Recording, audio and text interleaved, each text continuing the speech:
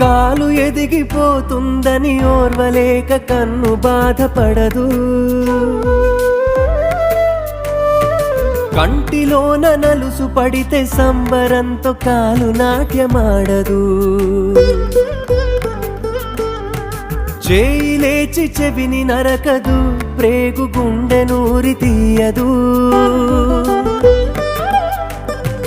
వేలు తెగితే నోరు నవ్వదు, అసూయ అవయవాలకుండదు.